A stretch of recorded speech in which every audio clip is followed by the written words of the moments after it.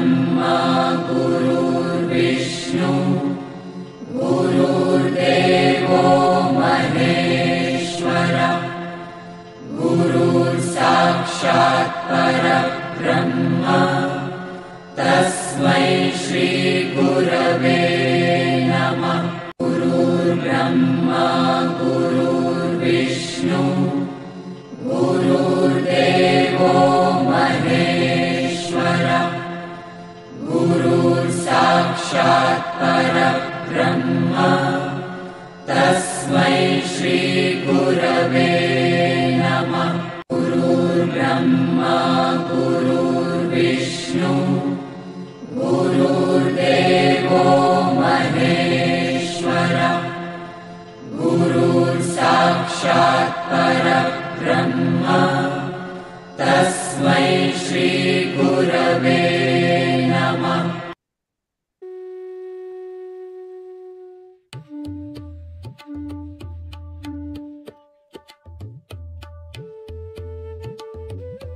आपल्या प्रत्येकाच्या हृदयात उपस्थित व उपलब्ध असणाऱ्या भगवंतास गुरुतत्वास साष्टांग नमस्कार। भगवद्गीता व ज्ञानेश्वरीच्या आधारे सुरू असलेल्या ह्या प्रवचन मालिकेचा अध्यात्म यात्रेचा हा 25वा भाग 25वे प्रवचन पुष्प आहे। ही प्रवचन मालिका, ही अध्यात्म यात्रा, आनंद साधना आपण भगवंताच्या इच्छेने, गुरूंच्या कृपेने आणि आई वडिलांच्या भक्कम आशीर्वादाच्या आधारानेच करत करत इथपर्यंत येऊन पोहोचलो आहोत। आणि ह्यानंतरची ही आनंदाची साधना, अध्यात्म यात्रा आपण त्यांच्याच इच्छेने, कृपेने आणि आशीर्वादाने करणार आहोत। भगवान श्रीकृष्णांनी अर्जुनाला कुरुक्षेत्राच्या रणांगणावर जे काही उपदेश, मार्गदर्शन, सूचना, संदेश दिले होते, त्या सूचनांचा, मार्गदर्शनांचा आजच्या काळातील सामान्य मनुष्यासाठी काय उपयुक्तता आहे, हेच आपण ह्या प्रवचन मालिकेच्या माध्यमातून प्रत्येक टप्प्यावर समजून घेत आहोत। आणि आजच्या अर्जुनाची जीवनाची अवस्था ही आनंदाची, समाधानाची, शांतीची कशी होईल, हा प्रामाणिक प्रयत्न या प्रवचन मालिकेच्या माध्यमातून आपण करत आहोत। आपण भगवद्गीता ज्ञानेश्वरीचा 2रा अध्याय सांख्ययोग याचा अभ्यास करत आहोत। मागील 24व्या प्रवचन पुष्पात भगवान श्रीकृष्णांनी अर्जुनाला स्वधर्म म्हणजे काय हे विस्तृतपणे समजावून सांगितले। त्यानंतर भगवान श्रीकृष्णांनी कुरुक्षेत्राच्या रणांगणावरच अर्जुनांच्या सद्गुणांची, कौतुकाचा वर्षाव करायची सुरुवात केली आणि अर्जुनाचा कौतुक महोत्सव जणू काही केला, असे संत ज्ञानेश्वर माऊली ज्ञानेश्वरी मध्ये म्हणतात। सांख्ययोग अध्याय 2 याचा अभ्यास करताना आजच्या प्रवचन पुष्पामध्ये भगवान श्रीकृष्ण अर्जुनाला निरपेक्ष कर्म कसे करावे, निरपेक्ष कर्म, अलिप्त कर्म, अलिप्त कृती म्हणजे काय, आणि अशा प्रकारचा निरपेक्ष कर्म, अलिप्त कर्म करण्याचे महत्व मनुष्याच्या जीवनामध्ये कशा प्रकारे आहे, हे आज भगवान श्रीकृष्ण अर्जुनाला समजावून सांगणार आहे। त्याचे आपण शांत चित्ताने श्रवण करूया। भगवान श्रीकृष्णांनी अर्जुनाला स्वधर्म म्हणजे काय हे समजावून सांगितले आणि गुरु श्रीकृष्ण म्हणतात, अर्जुना, अरे थोड्या वेळापूर्वी मी तुला स्वधर्म म्हणजे काय हे समजून सांगितले, आणि मनुष्य त्याच्या जन्मापासून ते मृत्यूपर्यंत कशा प्रकारे एक एक कर्माची निवड सावधपणे जागरूकतेने करायला पाहिजे ह्याचेही विस्तृतपणे वर्णन मी तुला आता थोड्या वेळापूर्वीच समजावून सांगितले. आणि मी तुला हेही सांगितले की निवडलेले जागरूकतेने आणि सावधपणे निवडलेले प्रत्येक कर्मच मनुष्याचा स्वधर्म कसा बनतो हे मी तुला समजावून सांगितले. अरे अर्जुना, प्रत्येक कर्म हे निरपेक्ष कर्म कसे होईल हे आता समजावून घे. जेव्हा मनुष्य कर्म करताना निवडलेल्या आणि सावधपणे निवडलेल्या कर्म करताना मनुष्य जेव्हा परिणामांचा विचार करत नाही, अपेक्षांचा विचार करत नाही, तेव्हा ते कर्म निरपेक्ष कर्म, अलिप्त कर्म बनते अर्जुना. पण एक अट मात्र आहे की कर्माची निवड मात्र सावधपणे, जागरूकतेने आणि जाणीवतेने केले पाहिजे. मग अशा प्रकारचे कर्म करताना मनुष्य जेव्हा 100% पूर्ण आस्थेने मन, बुद्धी, चित्त, अंतःकरण याच्या संपूर्ण सहभागाने जेव्हा ते कर्म करतो, तेव्हा ते कर्म निरपेक्ष कर्म, अलिप्त कर्म बनते अर्जुना. अशा प्रकारचे कर्म करत असताना मनुष्य त्याच्या मनामध्ये काय होऊ शकते, काय होऊ शकत नाही, काय होईल, काय होणार नाही, अशा प्रकारचा कोणताच विचार न आणता कर्म उत्तमपणे, प्रामाणिकपणे जेव्हा पार पाडतो, तेव्हा ते कर्म निरपेक्ष कर्म, अलिप्त कर्म बनते अर्जुना. निरपेक्ष कर्म, अलिप्त कर्माचा अजून एक व्याख्या आपल्याला करता येईल की जेव्हा मनुष्य कर्म करताना फायदा, तोटा, दुःख, आनंद, हार, जीत अशा प्रकारचाही कोणताही विचार मनामध्ये आणत नाही, तेव्हाही ते कर्म निरपेक्ष कर्म, अलिप्त कर्म बनते अर्जुना. आणि हे कर्म करत असताना जर मनुष्याचे चित्त शांत, स्थिर, जागरूक, जाणीवतेमध्ये असेल आणि शुद्ध चेतनेमध्ये केलेले कर्म असेल, तर ते कर्म निरपेक्ष कर्म, अलिप्त कर्म आहे अर्जुना. आणि अशा प्रकारचे केलेले कर्म मला फार आवडते अर्जुना. म्हणून तू देखील निरपेक्ष कर्म, अलिप्त कर्म करण्याकडे लक्ष दे अर्जुना. कारण तू आता निरपेक्ष कर्म, अलिप्त कर्म करण्यास तयार आहेस. आणि अशा प्रकारचा कर्म करण्याचा सदपरिणाम हा होतो अर्जुना की त्या मनुष्याचे जीवन, मनुष्याची प्रतिमा निष्कलंक, निर्भय होते अर्जुना. म्हणून तू देखील प्रत्येक कर्म जेव्हा निवडतोस तेव्हा जागरूकतेने निवड, सावधपणे निवड. पण एकदा कर्म निवडले की ते प्रामाणिकपणे, निरपेक्षतेने आणि अलिप्ततेने कर अर्जुना.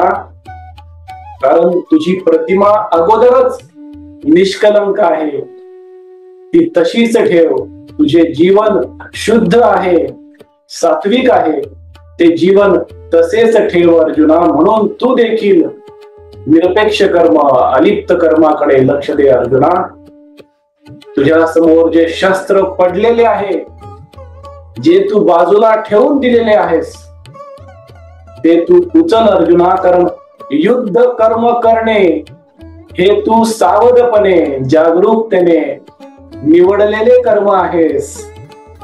युद्ध कर्म करणे, निरपेक्षतेने करणे, अलिप्ततेने करणे हे तुझ्याकडून अपेक्षित आहे अर्जुना. त्यामुळे तू लढण्यास तयार हो, युद्ध कर्म करण्यास होकार दे, कारण तोच तुझा स्वधर्म आहे. धार्मिकतेचे, नैतिकतेचे, नागरिकांचे रक्षण करणे हे तुझे कर्तव्य आहे अर्जुना. हा तुझा स्वधर्म आहे, निवडलेले कर्म आहे, जागरूकतेने आणि सावधपणे निवडलेले कर्म आहेत. ते तू निरपेक्षतेने कर, अलिप्ततेने कर अर्जुना, असे वारंवार भगवान श्रीकृष्ण अर्जुनाला सांगत आहेत, कळवळून सांगत आहेत, स्वधर्माची आठवण करून देत आहेत. निरपेक्ष भावना मनामध्ये निर्माण करत आहेत, अलिप्त भावना निर्माण करत आहेत. अशा प्रकारचे वर्णन देखील संत ज्ञानेश्वर माऊली ज्ञानेश्वरीमध्ये करतात. आणि ह्यानंतर भगवान श्रीकृष्ण अर्जुनाला निरपेक्ष व अलिप्त कर्म याचे महत्व शांतपणे समजून सांगणार आहेत. ते सुद्धा आपण शुद्ध चित्ताने समजून घेऊया. मनामध्ये निरपेक्ष भावना, अलिप्त भावना निर्माण होण्यासाठी संत ज्ञानेश्वर माऊली देखील ज्ञानेश्वरीमध्ये एक अप्रतिम सुंदर उदाहरण देतात.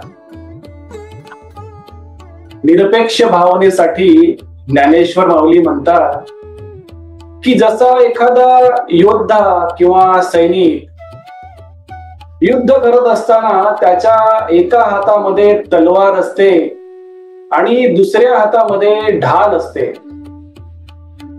तलवारीने तो त्याचे युद्ध कर्म करत असतो, पण त्याच्या दुसऱ्या हातामध्ये असलेल्या ढालीच्या आधारे तो स्वतःचे संरक्षण करू शकतो. त्याचप्रमाणे प्रत्येक मनुष्य देहाने कर्म करत असताना हातामध्ये असलेल्या तलवारीसारखे कर्म करावे, योद्ध्याच्या हातामध्ये असलेल्या तलवारीसारखे कर्म करावे. पण तोच मनुष्य कर्म करत असताना जर मनामध्ये निरपेक्ष अलिप्त भावना निर्माण करत असेल तर ही भावना त्याच्यासाठी ढाल म्हणून त्याचे इच्छांपासून, आसक्तीपासून, मोहापासून संरक्षण करते. ज्ञानेश्वर माऊली म्हणतात की मनामध्ये निरपेक्ष भावना कुठल्याही अपेक्षांचा, परिणामांचा विचार न करणे म्हणजे योद्ध्याच्या, सैनिकाच्या हातात असलेल्या ढालीसारखे आहे. हीच भावना, निरपेक्ष भावना, अलिप्त भावना मनुष्याला आसक्तीपासून, मोहापासून, इच्छांपासून, कर्माच्या होणाऱ्या परिणामापासून, त्यामधून निर्माण होणाऱ्या अपेक्षांपासून त्या मनुष्याचे रक्षण करते, जेणेकरून तो मनुष्य सावधपणे, जागरूकतेने निवडलेले कर्म शुद्ध भावनेने, शुद्ध चेतनेच्या स्तरावर करू शकतो, असे संत ज्ञानेश्वर माऊली वर्णन करतात. जशी ढाल योद्ध्याचे संरक्षण शत्रूंपासून करते, त्याचप्रमाणे मनुष्याच्या जीवनातील असणारे मानसिक शत्रू म्हणजे अनावश्यक इच्छा, मोह, लोभ हे आहेत. आणि त्यापासून जर स्वतःचे संरक्षण करायचे असेल तर निरपेक्ष कर्म केले पाहिजे. मनामध्ये निरपेक्ष भावना, अलिप्त भावना निर्माण केली पाहिजे. असेही वर्णन संत ज्ञानेश्वर माऊली ज्ञानेश्वरीमध्ये करतात. भगवान श्रीकृष्ण अर्जुनाला अशा प्रकारच्या निरपेक्ष कर्माचे फायदे किंवा महत्व कुरुक्षेत्राच्या रणांगणावर पटवून देत आहेत. भगवान श्रीकृष्ण म्हणतात, अरे अशा प्रकारची कृती म्हणजे शुद्ध आणि पवित्र कृती आहे अर्जुना. शुद्ध आणि पवित्र कृतीमुळे, कर्मामुळे मनुष्याच्या बुद्धीचे सद्बुद्धीमध्ये परावर्तन होते. जेव्हा सद्बुद्धी निर्माण होते तेव्हा मनामध्ये सद्विचार येतात, जिभेने सदउच्चार येतात आणि देहाने मनुष्य सदाचारच करतो अर्जुना. आणि अशा प्रकारचे वर्तन, अशा प्रकारचा व्यवहार त्या मनुष्याला शुद्ध चेतनेच्या स्तरावर घेऊन जातो अर्जुना. आणि त्या मनुष्याला चैतन्याचा, पवित्र चैतन्याचा अनुभव निरंतरपणे येतो अर्जुना. आणि चैतन्य, आत्मा, जीवात्मा, जीव हे सर्व एकच शब्द आहेत अर्जुना. आणि तुझ्या चैतन्याला देखील उपाधिमुक्त, विकारमुक्त, इच्छामुक्त, पापमुक्त व्हायचे असेल आणि त्रिगुणांच्या पलीकडे जायचे असेल, सत्व, रज, तम या तिन्ही गुणांच्या पलीकडे जाऊन तुला जगायचे असेल, शुद्ध पवित्र जीवन जगायचे असेल, तर तू तुझे कर्म निरपेक्षतेने, अलिप्ततेने करणे अपेक्षित आहे अर्जुना. कारण तू माझा भक्त आहेस, शिष्य आहेस, मित्र आहेस, जीवलग आहेस अर्जुना. तू माझा प्राण आहेस रे. त्यामुळे तू सुद्धा निरपेक्षतेने, अलिप्ततेने प्रत्येक कर्म प्रामाणिकतेने कर अर्जुना. याचा फायदा असा होईल अर्जुना तुला की तू तुझे जीवन निर्भय, निसंशय, निष्कलंक, निर्मळ आणि शुद्ध करू शकशील अर्जुना. आणि हाच ध्येय प्रत्येक मनुष्य त्याचे जीवन जगताना करायला हवे अर्जुना. हेच मी तुझ्या माध्यमातून भगवद्गीतेतून सांगत आहे. आजच्या ह्या प्रवचन पुष्पामध्ये निरपेक्ष कर्म, अलिप्त कर्म याचे श्रवण अर्जुनाला भगवान श्रीकृष्णांनी घडवले. आणि त्या श्रवणातून आजच्या अर्जुनाला, आजच्या कलयुगातील सामान्य माणसासाठी असणारा महत्वाचा संदेश, उपदेश, सूचना म्हणजे प्रत्येक मनुष्य शुद्ध आणि पवित्र जीवन जगू शकतो. पण ते जगण्यासाठी मनुष्याने निरपेक्ष पद्धतीने, अलिप्तपणे, जागरूकतेने आणि निवडलेले कर्म प्रामाणिकतेने केले पाहिजे. हाच आजचा भगवान श्रीकृष्णांचा आजच्या अर्जुनासाठी संदेश आहे. आपण भगवद्गीता ज्ञानेश्वरीचा 2रा अध्याय सांख्ययोग याचे अध्ययन करत आहोत. भगवान श्रीकृष्ण आणि संत ज्ञानेश्वर माऊलींची आपल्यावर कृपा हळूहळू होत आहे. आणि ह्याच कृपेच्या आधारावर पुढील प्रवचन पुष्पामध्ये 26व्या भागामध्ये आपण सद्भाव म्हणजे काय, चांगला भाव म्हणजे काय, वाईट भाव, दुर्भाव म्हणजे काय आणि अशा प्रकारचा सद्भाव आणि दुर्भाव असणाऱ्या मनुष्याच्या मध्ये कोणते फरक आढळतात आणि ह्यातून आपल्याला हेही समजून घ्यायचे आहे की खरा ज्ञानी मनुष्य कोणाला म्हणू शकतो. हे आपण पुढील प्रवचन पुष्पामध्ये 26व्या भागामध्ये विस्तृतपणे भगवान श्रीकृष्ण, गुरु श्रीकृष्ण आणि संत ज्ञानेश्वर माऊलींच्या आधाराने समजून घेणार आहोत. आज परत एकदा आपण सर्वांनी वाणी सेवा करण्याची संधी व सौभाग्य दिले त्याबद्दल आपला आजन्म ऋणी व कृतज्ञ राहील. आजची झालेली वाणी सेवा भगवंताच्या चरणी सद्गुरु श्री ब्रह्मचैतन्य गोंदवलेकर महाराजांच्या पवित्र पादुकावर व आई वडिलांच्या चरण कमलावर मनोभावे अर्पण करूया. हरे राम राम राम हरे हरे, हरे कृष्ण कृष्ण कृष्ण हरे हरे, हरे राम राम राम हरे हरे, हरे कृष्ण कृष्ण कृष्ण हरे हरे. सद्गुरुनाथ महाराज की जय.